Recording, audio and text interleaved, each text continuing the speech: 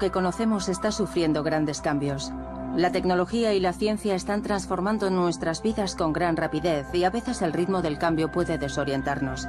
Las innovaciones utilizadas con sensatez pueden abrirle la puerta a una era de extraordinarias oportunidades. Semejante revolución alimenta la creatividad de hombres y de mujeres por todo el globo terráqueo. Estos visionarios inventan e implementan soluciones nuevas. Abra usted los ojos y prepárese para un sorprendente viaje hasta el 2050. Prepárese para soñar el futuro.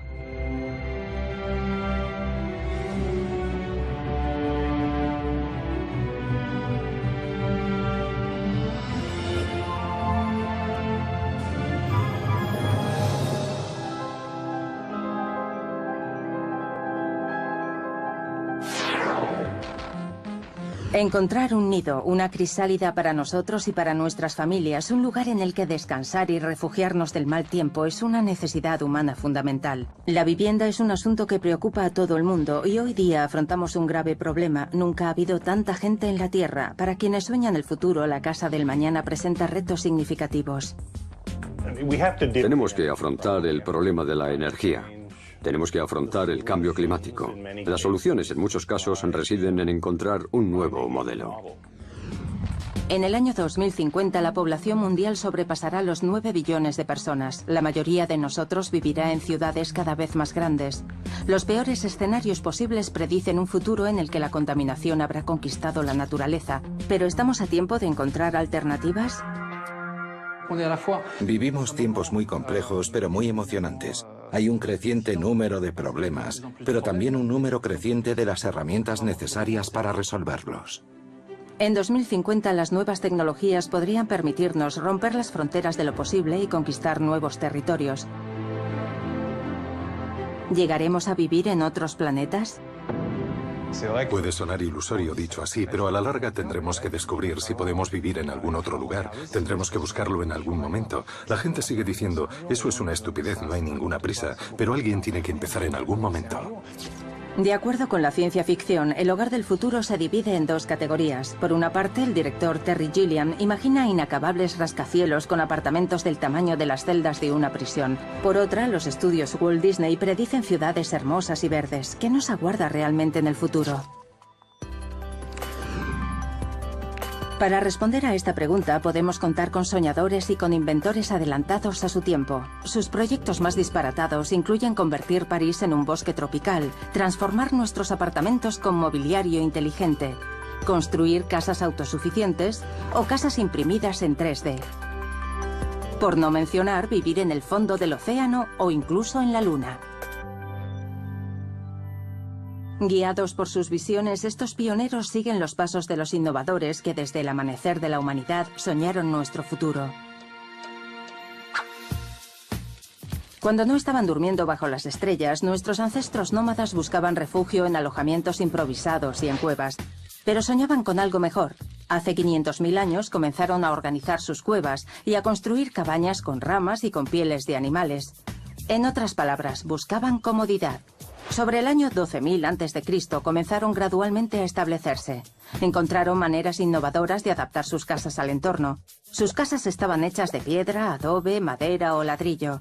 Sobre el 4000 a.C., en Mesopotamia, los pueblos se convirtieron en ciudades que tenían que ser organizadas. Nacía así la planificación urbana.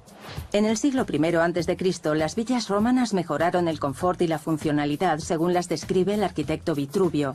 Combinaron los beneficios de la vida urbana y el encanto de la naturaleza domesticada. A lo largo de los siglos, las viviendas se fueron convirtiendo en símbolos de poder. Los palacios y las mansiones se superaban los unos a las otras a la hora de exhibir la riqueza de sus dueños. En el siglo XV, Europa adoptó la proporción áurea definida por el fraile y matemático Luca Pacioli. Regularidad, simetría y proporciones ideales. Estas reglas aún influyen en arquitectos de todo el mundo.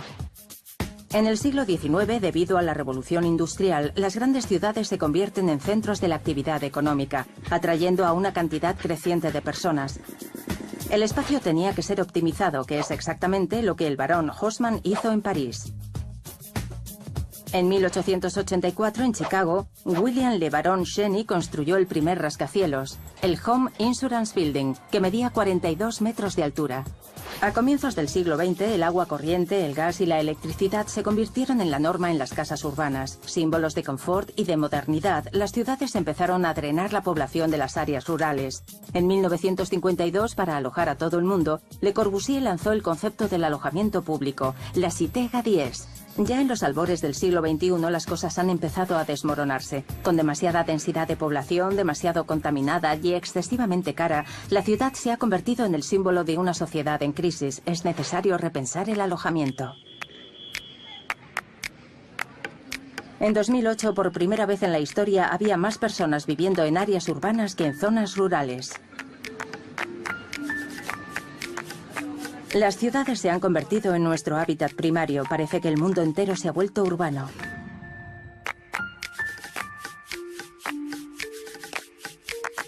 En 2050, el número de megápolis, ciudades sobredimensionadas que albergan a millones de personas, se disparará.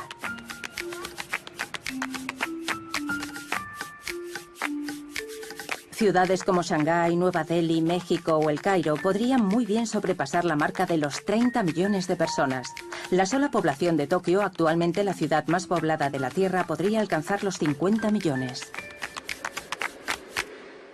Es increíblemente emocionante enfrentarse en estos momentos a las condiciones que tenemos delante, porque el planeta está atravesando un periodo de urbanización extrema y rápida.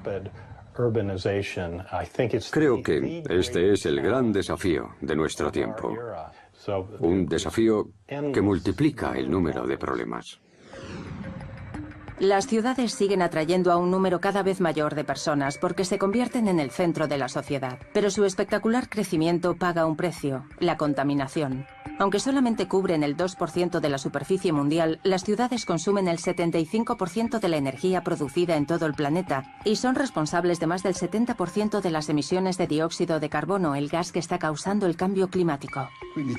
Se están haciendo enormes esfuerzos en todo el mundo, incluyendo a Europa, para traer la naturaleza y la agricultura al interior de las ciudades. Intentando combinar la vida urbana con la naturaleza, un arquitecto francés ha decidido repensar completamente nuestros modelos. ¿Su proyecto? Convertir París en la ciudad más verde del mundo en 2050. A menudo me consideran un lunático, pero me he dado cuenta de que la gente quiere desesperadamente vivir entre lunáticos. Mi nombre es Vincent Calebon y mi sueño es vivir en una ciudad donde ya no haya contaminación ni desechos.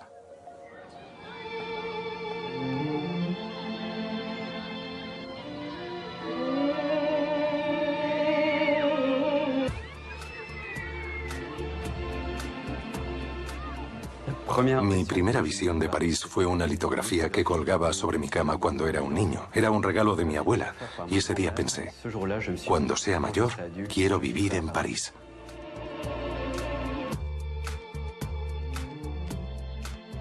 El actual modelo urbano se ha quedado completamente obsoleto porque se basa en la importación de materias primas y recursos naturales y en la exportación de contaminación y de desechos. Las ciudades contemporáneas están construidas mayoritariamente con acero y cemento, dos materiales que emiten una gran cantidad de dióxido de carbono durante su producción. En su lugar, podríamos utilizar madera y bambú, que capturan dióxido de carbono mientras crecen. Acabaríamos revirtiendo el proceso y volviendo a las antiguas técnicas para crear una arquitectura ecológica.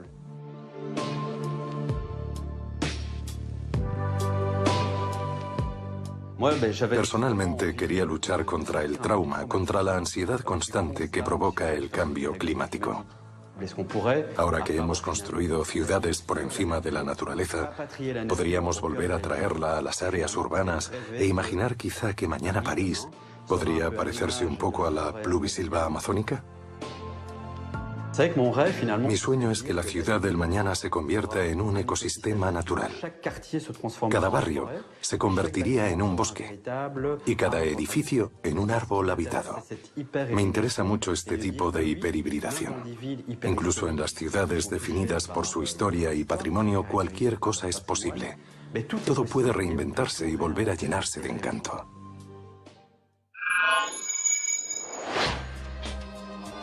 ¿Tendrán las ciudades una apariencia completamente distinta en 2050?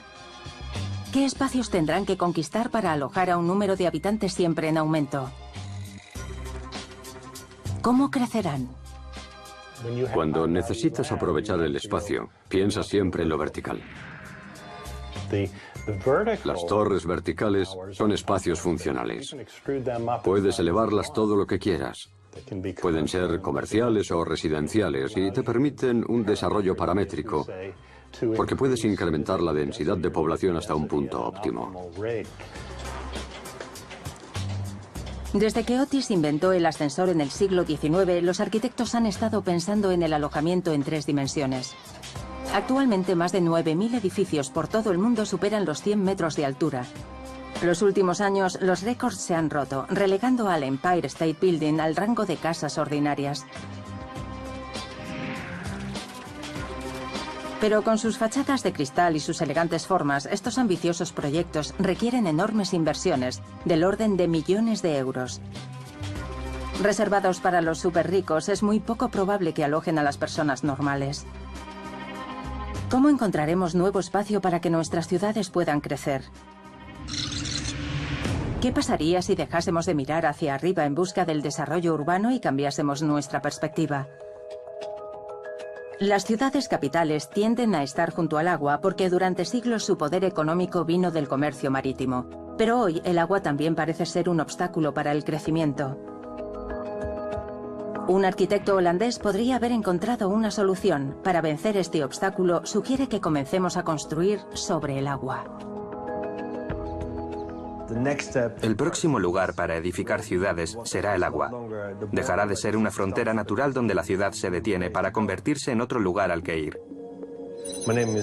Me llamo Koen Olthuis y mi sueño es comenzar a usar el agua para crear mejores ciudades y para mejorar el mundo.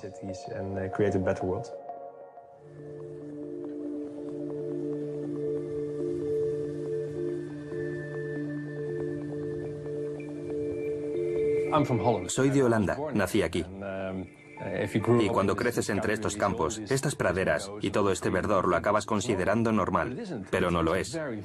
Este es un país muy bajo. Se trata de un país que se encuentra bajo el nivel del mar. Vivimos a unos 4 o 5 metros por debajo del mar. Creemos que podemos conquistar la naturaleza, que podemos hacer diques para estar completamente a salvo. Pero esa idea es falsa. La naturaleza es tremendamente poderosa. Así que de repente fue como si sintiera un clic y me dije, esto no es acertado, hay que dejar de pelear contra el agua y ver si podemos vivir con ella. Desde luego a base de construir edificios flotantes. Están sobre el agua y son casi el medio más seguro para construir y para vivir en este país.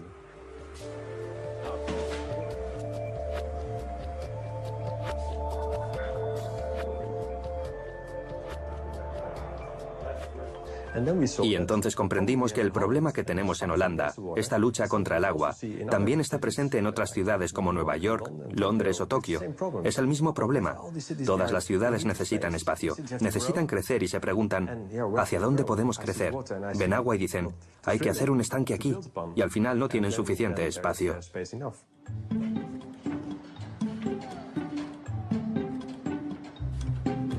¿Qué peso está soportando en estos momentos? Pues creo que ahora mismo estaremos hablando de unas 15 toneladas. Es decir, 15.000 kilos. Así que si sube y baja unos cuantos metros, entonces... Sí, eso es. La gente se pregunta, ¿cómo pueden construir sobre el agua? Bueno, Pues construir sobre el agua no es tan difícil. Una casa sobre el agua es como un barco. Tiene sus cimientos que la sujetan para que no se desplace y su casco. Pero eso no es todo, porque si construyes sobre el agua, también construirás en otros lugares donde no esperas que la casa flote, en ciertas aguas que suben y bajan. Así que la casa tendrá que subir y bajar con ellas, de manera que necesitas colocar guías de acero cerca de la casa para que pueda moverse verticalmente, arriba y abajo, pero no horizontalmente. Y luego hay que instalar las conexiones del alcantarillado, de la electricidad, del gas y del agua. Para todo eso utilizamos tubos flexibles, que pueden moverse cuando la casa se mueve. Así que son decenas de pequeñas cosas, de sencillas tecnologías, las que hacen posible que las casas flotantes sean exactamente lo mismo que las casas normales.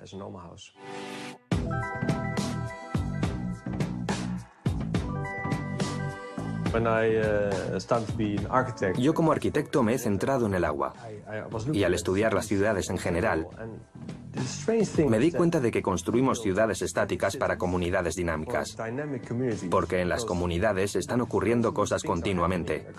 Aumenta el número de niños o la gente quiere o tiene distintas clases de trabajos. Si hacemos las cosas de un modo diferente, si comenzamos a construir sobre el agua, podremos edificar ciudades dinámicas para comunidades dinámicas. Puede ocurrir que tengas que mudarte por tu trabajo, cambiar de ciudad. Normalmente vendes tu casa, cambias de ciudad y compras otra casa.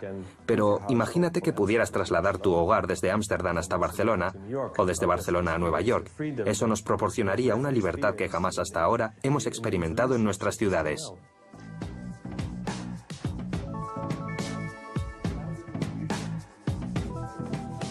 Mi padre me preguntó en una ocasión: Koen, ¿por qué no construyes sobre tierra firme? Podrías hacer muchas cosas. Y yo le dije, porque si construyo sobre tierra firme, casi todas las cosas que yo haya hecho serán demolidas en 50, en 60 o en 100 años, porque no habrá sitio para más.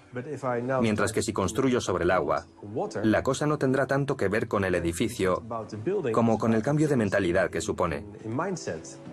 Si creamos ciudades sobre el mar, comenzaremos a ver las cosas de otra manera.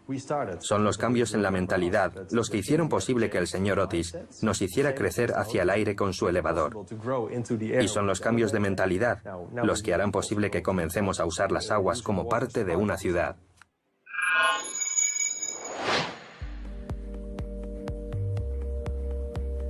En 2050, gracias a audaces proyectos arquitectónicos, las ciudades reinventadas podrían ser un núcleo de creatividad y crecimiento. Desafortunadamente, esta visión idílica se enfrenta a un gran problema: los precios de las viviendas. En el futuro, ¿se convertirán nuestras metrópolis en algo tan atractivo que excluirán a una buena parte de la población? Si queremos incrementar la diversidad en la comunidad, tenemos que resolver el problema de la vivienda para atraer a la sangre vital de la ciudad.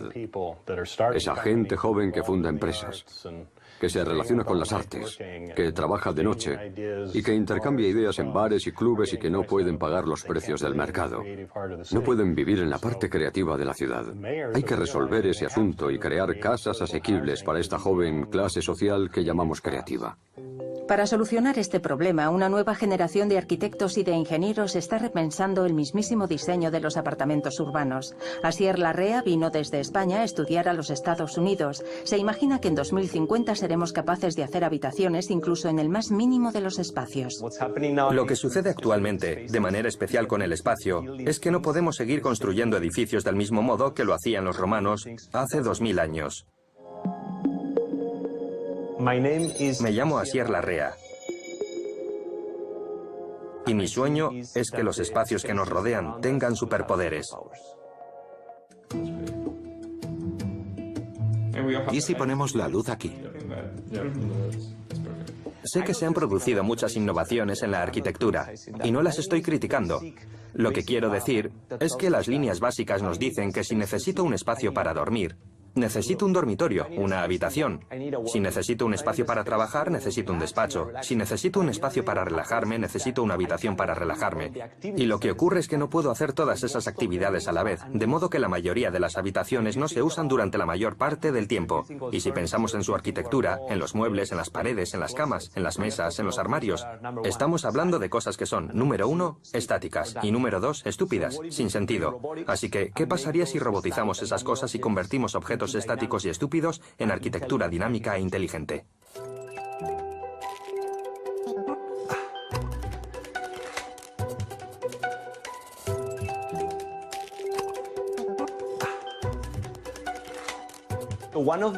Uno de los ejemplos sobre la utilización de estos componentes robóticos para resolver estos retos y llevar la hiperfuncionalidad a los espacios consiste en pensar en lo grande que es un armario o una pared, en que no puedes permitirte un gran cuarto de estar. Imagínate ahora que tienes que irte a la cama y que transformas con un dedo, o con la voz, o con un gesto. Transformas el espacio en un dormitorio cuando lo necesitas. Así que pensamos en espacios sin comprometer. En pequeños apartamentos con camas enormes. En un comedor para 8 personas. Todo ello con armarios completamente funcionales. Pensamos en todos esos espacios y pensamos que haciendo estas cosas podemos conseguir que un espacio muy, muy pequeño funcione como si fuera 2 o incluso 3 veces más grande.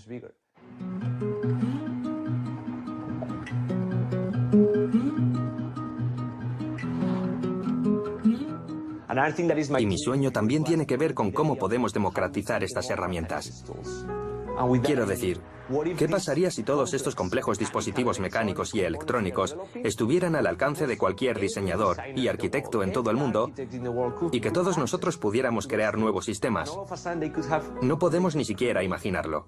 Así que, ¿qué tal si creamos más herramientas para el entorno de los edificios de manera que arquitectos y diseñadores, todos nosotros, no necesitásemos pensar en las complejidades del software, de la mecánica y de la electrónica, sino que esas herramientas las calculasen por nosotros, para poder dedicarnos a crear cosas como el Lego, a crear nuevos sistemas que nadie podría imaginar? De modo que, ¿qué aspecto tendrán los interiores del futuro? Hoy día, gracias a la automatización de las casas, podemos controlar una cierta cantidad de objetos con una simple palabra o con un gesto. Di hola, Yigo. Hola, Yigo. ¿Invadirán los robots nuestros hogares? Desde aspiradoras hasta mobiliario inteligente nos traen comodidad y conectividad. Pero ¿a dónde nos lleva esta revolución? En este momento estamos presenciando un incremento en la producción de objetos conectados. Porque cada vez que se produce una innovación tecnológica, automáticamente se traduce en objetos para comprar y para consumir.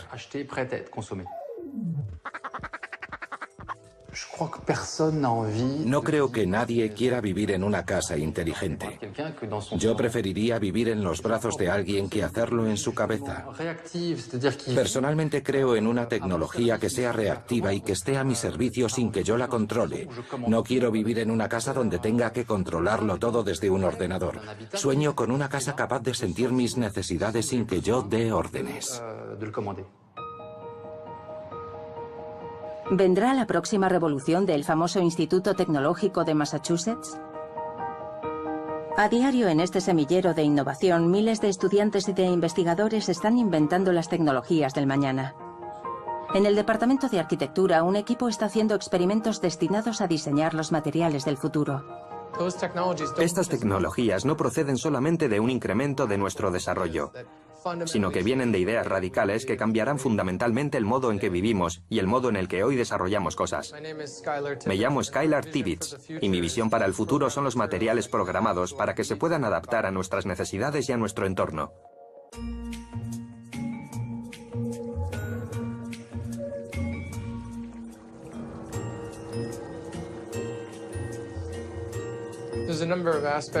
Hay ciertos aspectos en edificar casas, en la industria de la construcción que consumen mucha energía, mucho trabajo humano o mecánico implicados en ella.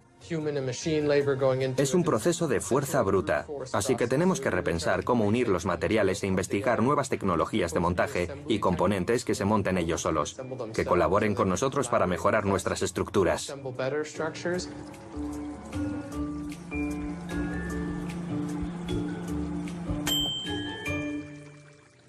A cualquier industria le interesa fabricar cosas más nuevas, más inteligentes y más futuristas, pero tienden a ser robóticas. Tendemos a robotizar las casas, los coches, todas las cosas. Pero nosotros estamos interesados en investigar los materiales cotidianos como la madera, el metal, la goma o los plásticos, y hacerlos muy activos, que tengan propiedades completamente nuevas, que cambien su forma, que se transformen, que pasen de flexibles a sólidas, que se muevan de diversas maneras.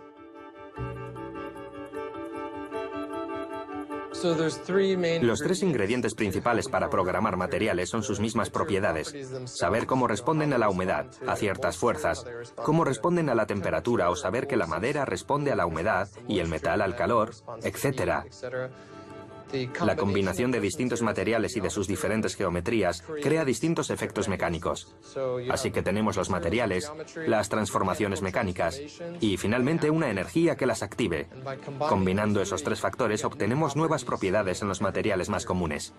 Estoy combinando diferentes tipos de flexibilidad y viendo los resultados en los patrones del material. Dependiendo de ella, los círculos son mayores o menores. Sí. Si examinamos mesas u otros muebles, por ejemplo, veremos que su transporte implica mucha logística, grandes volúmenes, una gran cantidad de materiales de empaquetado, mucho desperdicio y mucho montaje cuando te los llevas a otro sitio. Son objetos estáticos que no responden a nada que hagamos. Así que nos interesa más un material al que pueda dársele forma, aplanarlo con un volumen mínimo, que se monte él solo para no implicar trabajo humano y que sea independiente del uso que queremos darle. Puede ser un escritorio, una mesa de despacho. Puede aguantar mucho peso o aguantar algo menos, la temperatura de la habitación. Podemos sentarnos encima, de manera que hay una gran cantidad de productos en los que este material se puede transformar.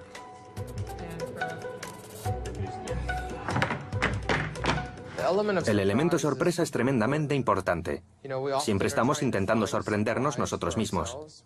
Los investigadores intentan desarrollar prototipos y cuando te sorprenden, algo nuevo ocurre, algo inesperado.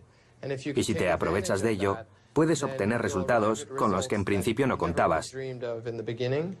Perseguimos una realidad científica, algo así como la vanguardia de lo que es posible mezclada con un cambio de nuestra realidad. Un cambio de nuestra perspectiva, un cambio de todo lo que hoy sabemos. Todo esto es un universo perfectamente real. Es posible, es fundamental, pero es extraño. Los ingenieros y los arquitectos que diseñan las ciudades del mañana se enfrentan a enormes desafíos, como acabar con la contaminación y encontrar más espacios sin excluir a grandes porciones de la población. Gracias a sus innovaciones mundiales, seremos capaces de convertir nuestras ciudades en el paraíso en la Tierra. Nunca hay una solución definitiva para nada. Y la esencia de cualquier obra arquitectónica o urbanística consiste en que nunca está acabada. ¿Qué pasará si el futuro demuestra que nuestras predicciones estaban equivocadas? ¿Qué pasará si decidimos dejar la ciudad atrás y vivir en la naturaleza? ¿Qué herramientas tendríamos a nuestra disposición para repensar la vivienda en semejantes circunstancias? Por una parte, la tecnología se ha convertido en algo cada vez más predominante. Y por otra, hay cierto primitivo deseo de volver a vivir en cuevas, o al menos en casas diseñadas y construidas localmente. No creo que ambas dinámicas entren en conflicto la una con la otra. La primera está enfocada hacia el futuro y la segunda hacia un pasado ideal. Así que creo que hay una oportunidad real de combinar estos modelos y de incorporar prestaciones inteligentes en edificios vernáculos. Hoy nadie sabe lo que nos aguarda en el futuro. En mitad del desierto de Nuevo México, en los Estados Unidos, un pequeño grupo de soñadores ha decidido asegurar la supervivencia de la humanidad, lejos de las grandes ciudades y las infraestructuras, a base de diseñar casas autosuficientes. En mi opinión, una casa o un hogar son como un navío en este planeta, un navío que encarna los fenómenos naturales del planeta para cuidar a la gente. Me llamo Michael Reynolds y mi esperanza para el futuro es que aprendamos a vivir en armonía con la Tierra.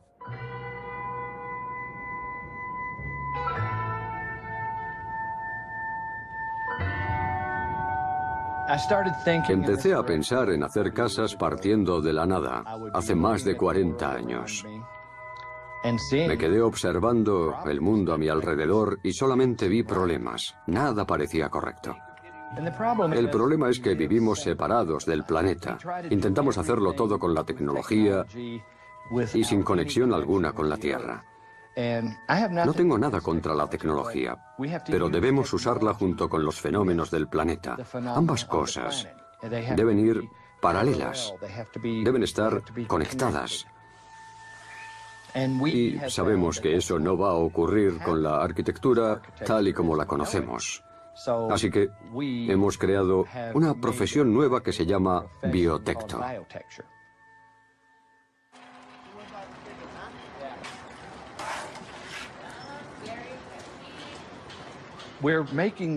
Estamos construyendo estas casas para toda la Tierra, de modo que hay que construirlas con materiales indígenas de toda la Tierra.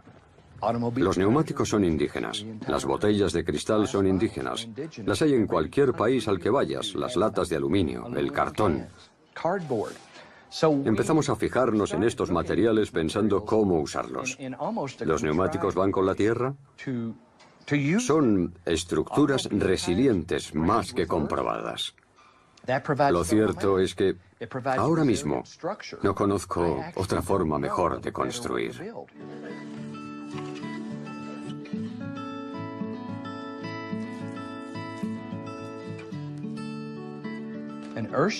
Y la nave Tierra es moldeada por las necesidades de la humanidad.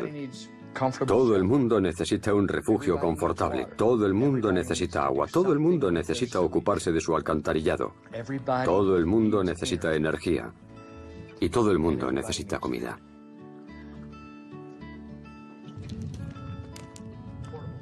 Los edificios tienen que tener cristaleras en la dirección del sol, tienen que estar orientados de este a oeste, de manera que cualquier habitación reciba luz solar. Por eso los edificios son alargados.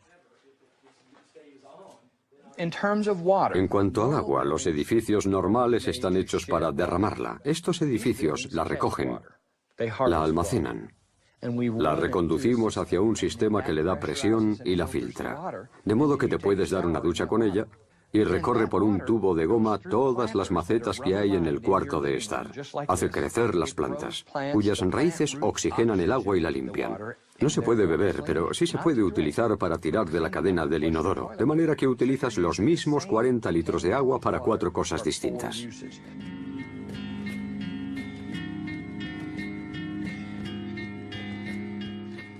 Así que estamos haciendo que todas estas cosas ocurran simplemente con conocimientos de biología y de física de nivel primario.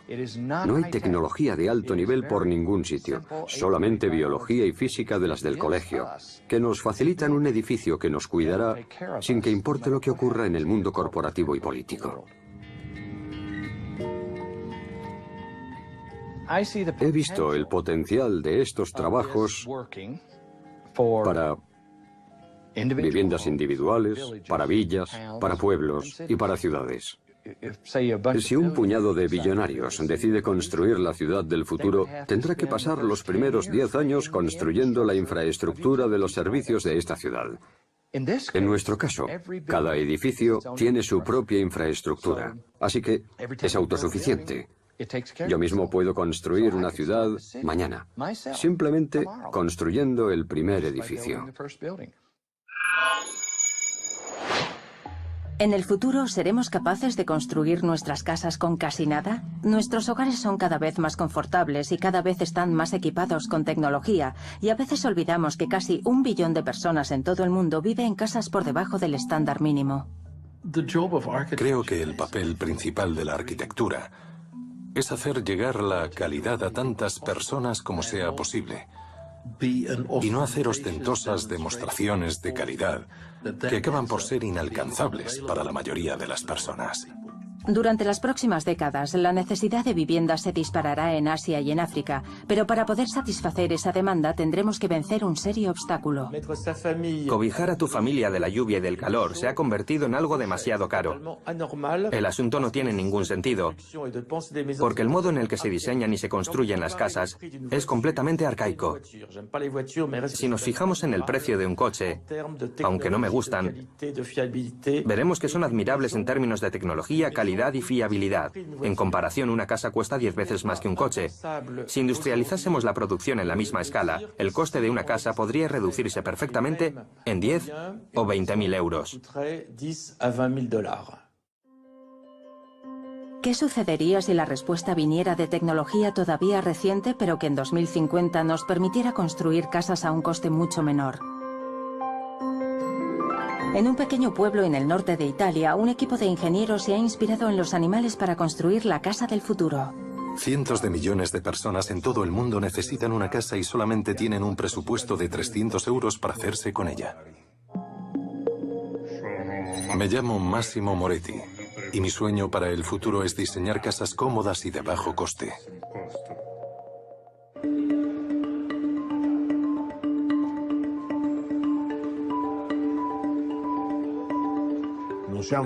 No estamos tan locos como para pensar que podemos salvar el mundo, pero sí estamos lo suficientemente locos como para intentarlo.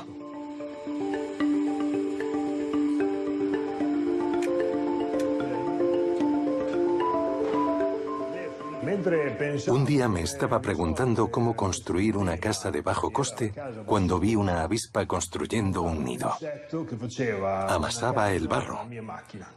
Vi cómo dejaba secar el barro al sol, construyendo su casa de barro. Inmediatamente pensé que usar cualquier material que hubiera en el lugar era una aproximación perfecta a la construcción a coste cero. Hay barro por todas partes. Pensé para mí, esta avispa es la impresora 3D suprema.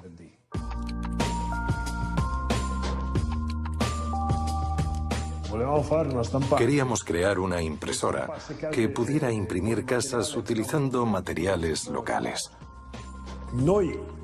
Ya lo habíamos hecho con cemento. Es un material con el que resulta muy fácil imprimir. Pero hoy nos estamos centrando en materiales más modernos y, paradójicamente, en el barro. ¿Por qué digo que el barro es un material moderno? Porque el cemento tiene consecuencias catastróficas para el medio ambiente. Una tonelada de cemento produce una tonelada de dióxido de carbono. El barro y la paja son materiales muy buenos. Desde luego hay muchos retos técnicos. El más grande siempre ha sido el cambio de estado de los materiales. Si el material está demasiado líquido cuando se deposita, tenderá a colapsar. Si cambia su estado demasiado rápidamente, podría endurecerse dentro de la boquilla de la impresora. Sin duda, controlar los materiales ha sido la parte más engorrosa de este proyecto.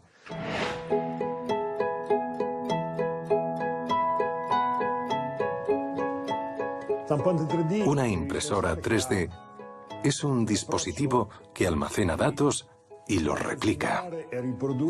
Formas, fondos, flujos de aire, efectos de luz, sistemas de calefacción, combinación de materiales, estructuras. Todo cabe en un documento que se puede compartir. En 2050, esta conciencia colectiva será incluso mayor. Compartir el conocimiento se convertirá en algo muy extendido. Creo realmente en el conocimiento al servicio de la comunidad. Cuando el conocimiento se comparte, es mejor para todo el mundo. ¿Qué sucederá si mañana, gracias a la evolución de la impresión 3D, pudiéramos mudarnos a la Luna? Desde que empezamos a mirar al cielo, hemos soñado con conquistar otros mundos. Durante mucho tiempo, este sueño estuvo confinado en el reino de la ciencia ficción. Pero la exploración espacial en el siglo XX convirtió este sueño en realidad, permitiendo que los astronautas se aventurasen en el espacio e incluso que pusieran un pie en la Luna.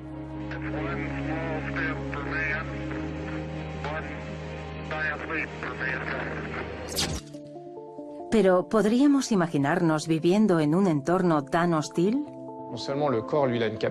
El cuerpo humano no solamente es increíblemente capaz de adaptarse, sino que además empleamos la tecnología para aumentar nuestra adaptabilidad. Nos protegemos de la radiación solar, tomamos suplementos alimenticios para minimizar la deficiencia de vitamina D y nos ejercitamos 2 horas al día para simular el empuje de la gravedad contra cualquier parte de nuestro cuerpo. Combinando la naturaleza humana y la tecnología, somos capaces de visitar lugares para los que no estamos hechos y de convertirlos en nuestros. Eso es lo que resulta tan fascinante de la exploración. Eso es lo que me apasiona de ella. Llevar la exploración espacial incluso más allá. Ese es el proyecto de un equipo de arquitectos del estudio Foster en Londres. Usando un nuevo tipo de impresora 3D, tienen la esperanza de construir algún día una base en la Luna. Espero poder ver a lo largo de mi carrera una base lunar en cuyo diseño estamos trabajando. Me llamo Xavier de Castelier. Soy arquitecto y mi sueño es hacer una base lunar imprimiéndola en 3D.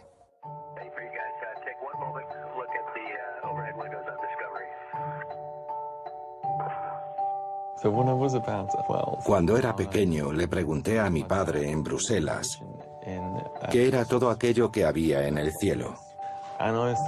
Y hasta la fecha es la cosa más sorprendente que he podido ver.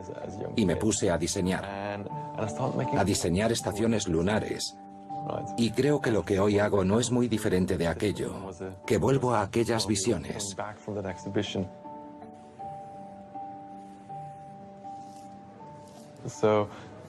Este es mi proyecto, que cuenta con estructuras cupulares como habitáculos para los humanos, y por encima de ellas otra cúpula muy gruesa, impresa en 3D y hecha de regolitos.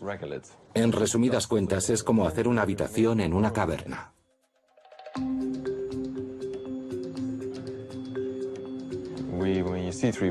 La impresora tendría que ser tan grande como el edificio a imprimir. Tendríamos que hacer una máquina que imprimiera edificios y que, por tanto, tendría que ser más grande que el edificio a imprimir. Como eso no lo haría nadie, como aproximación a la idea hemos diseñado un par de impresoras robot que imprimirán la estructura del edificio. Cada material, cada pieza está hecha del mismo material. Así que todo el edificio no es más que un gran montaje de distintas piezas. Si piensas en estas impresoras robots, puedes figurártelas como organismos vivos que van creando las estructuras de un modo similar a la naturaleza. Lo hacen como ella, trabajando poco a poco. Cuando planeamos un edificio, no nos fijamos realmente en las estructuras individuales, sino en la estructura producida a largo plazo.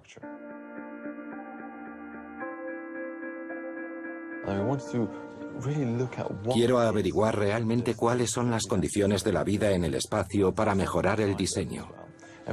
¿Qué tipo de presiones habrá allí? Es algo que hay que tener claro para poder preverlo. Cómo reaccionarán los materiales es otra cosa igualmente importante.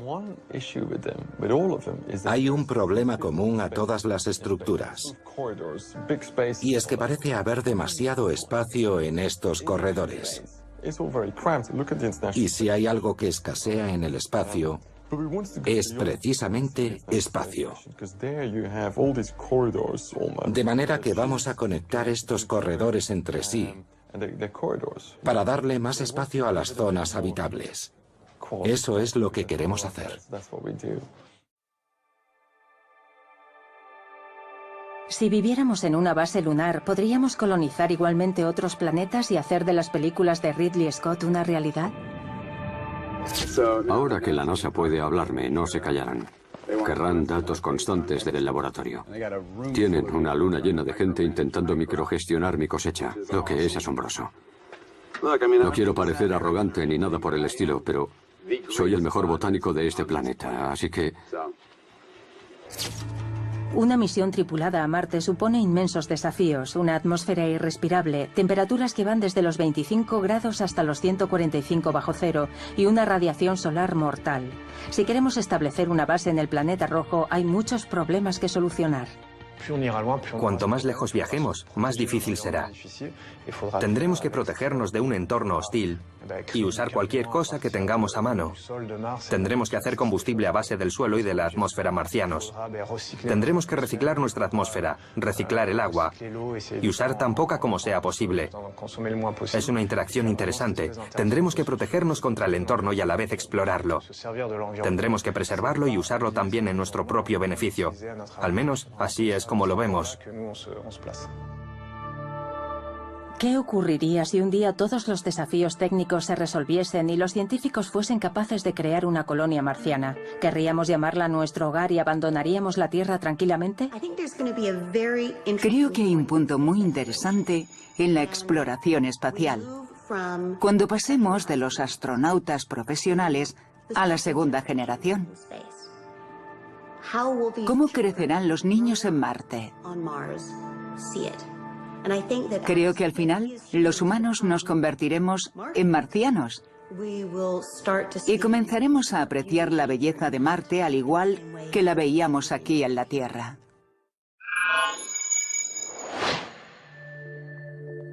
Aunque algunos de los nuestros sueñan con abandonar la Tierra, aún hay un enorme hábitat sin explorar en este planeta: el océano. ¿En el futuro seremos capaces de vivir bajo el agua como los peces? Creo que los océanos son espacios fundamentales. Hoy los percibimos como enormes zonas grises. Pero en 2050 tengo la esperanza de que tengamos un acercamiento más humano y restablezcamos una relación positiva y fértil con estos gigantescos espacios oceánicos. Lo cierto es que son los espacios más importantes de la Tierra. Los mares y los océanos representan más del 70% de la superficie de la Tierra, hecho que le ha valido el sobrenombre de planeta azul. Sin embargo, vivir bajo el agua se considera todavía una quimera, pero no para este ingeniero australiano, que ha estado realizando sorprendentes experimentos para comprender cómo podríamos construir auténticas casas submarinas en los próximos años. Lo más atractivo de vivir en el agua es hacer nuevos descubrimientos, la posibilidad de ver cosas nuevas que nadie haya visto antes. Me llamo Lloyd Godson y soy acuanauta en una aventura marina en Australia.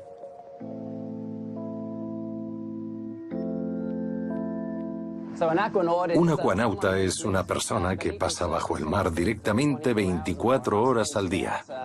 Yo he estado en conjunto 30 días viviendo bajo el agua. Cuando estuve bajo el agua la primera noche, oyendo todos esos ruidos extraños, tardé 3 noches en dormir bien y en acostumbrarme a vivir en aquel nuevo espacio. Y además los ecos que podían escucharse y que experimenté me hicieron darme cuenta de que aquello no era seguro para mí. Así que salí de aquel hábitat un par de días antes de lo previsto. Pero aprendí muchas cosas de aquella experiencia. Y ahora estoy trabajando en mi tercer hábitat submarino. Y le he incorporado mejoras a mi primer prototipo. En mi actual proyecto, he puesto mucha más energía en el diseño. En este caso particular, he integrado todo dentro de una misma cápsula, en vez de contar con lastre aparte. Y he hecho un hábitat más sencillo, porque es una sola estructura. Pues no hay demasiado espacio aquí. Creo que lo que voy a hacer es montar unas estanterías por aquí, para poder colocar cosas. Ha habido mucho trabajo de diseño para lograr que este hábitat funcionara en un periodo corto de tiempo. Y creo que la razón principal de todo ello es desconectar de la superficie. Parte de mi experimento consiste en eliminar completamente esa conexión y tener un hábitat autosuficiente bajo el agua. Tenemos la tecnología necesaria para explotar el hábitat submarino y los requisitos tecnológicos para poder permanecer bajo el agua. Así que creo que es importante alcanzar la autosuficiencia y no depender de la gente de la superficie para sobrevivir.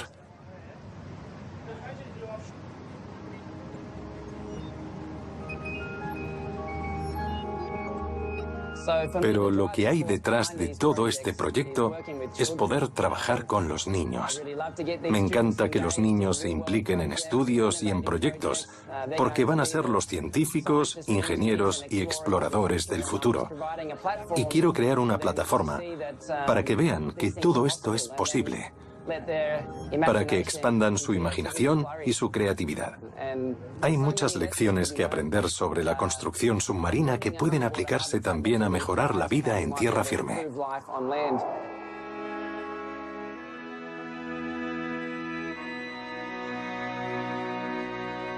Los seres humanos siempre han sido capaces de colonizar incluso los lugares más remotos y de prosperar donde han querido. En 2050, para convertir nuestras casas, edificios y ciudades en pequeños trozos de paraíso, tendremos que continuar combinando imaginación, innovación tecnológica y desarrollo sostenible si queremos preservar nuestro más precioso hogar, la Tierra.